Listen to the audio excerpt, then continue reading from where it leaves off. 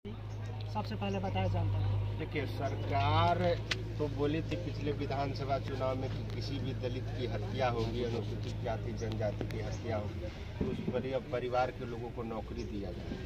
बिहार के हर जिले में हत्या हो रही है। अभी सारण के ईश्वापुर प्रखंड के रामपुर गांव में पवन मांझी पासवान जी की जो हत्या हुई, इतनी बेरहमी तरीका से उनको पीटा गया है कि जानवर को भी उस तरीका से नहीं पीटा जाता है। मगर यहाँ का प्रशासन और सरकार इतना संवेदनहीन है कि वो मानवता को भुला करके अभी अन्य कास्ट के लोगों की अगर इस तरह से हत्या होती, अगर वो दलित नहीं होता, पासवान नहीं होता, दुसाध नहीं होता तो अभी पूरा तहलका मच गया रहता।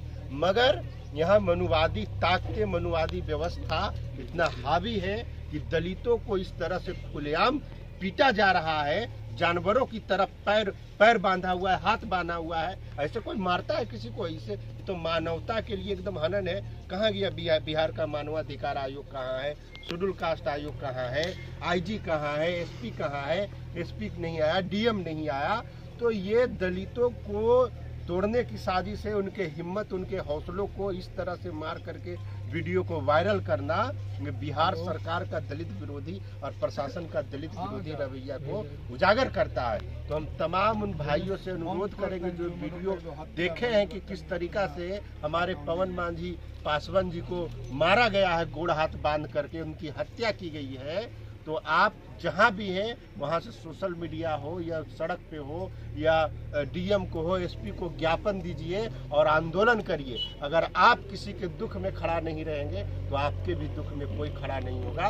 और इस तरह की जो हत्या करता है, हम लोग भी सड़कों पे उतरेंगे। हथियार उठाना पड़ जाएगा तो हथियार है ना, नक्सली बन जाएगा। ऐसे ही तो प्रशासन कहबे करता है कि दलित सब नक्सली है। तो इस तरह से अगर हत्या होगा तो हम लोग वही पे करने के लिए हम चाहते हैं संवैधानिक तरीका से न्याय मिले, उसको मुआवजा मिले और इनके परिवार के परिजनों को एक नौकरी दिया जाए, जो माननीय मुख्यमंत्री बिहार सरकार नीतीश कुमार जी ने वादा किया था कि दलितों को हत्या होती है, दलित आदिवासी को, तो उनको सरकारी नौकरी दिया जाए। जी, जैसे कि और देश के प्रधानमंत्री नरेंद्र मोदी जी अमृत महोत्सव का योजना चला रहे हैं ताकि हर घर तिरंगा लगाया जाए, सभी को न्याय मिले। लेकिन क्या लगता है कि वो न्याय चला रहे हैं, क्या वो सही है?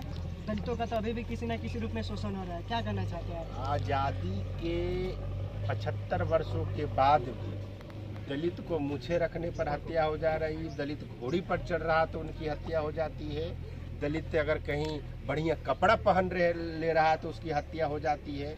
तो देख लीजिए कि भारत सरकार जो अमृत महोत्सव, तो हमारे लिए कहाँ का अमृत महोत्सव है?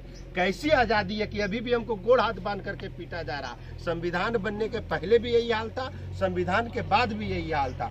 SC/ST एक्ट जो है उसको किस तरह से गवाहों को कमजोर करके कोर्ट में पेश किया जाता है, उसका सुपरविजन नहीं होता है ठीक से।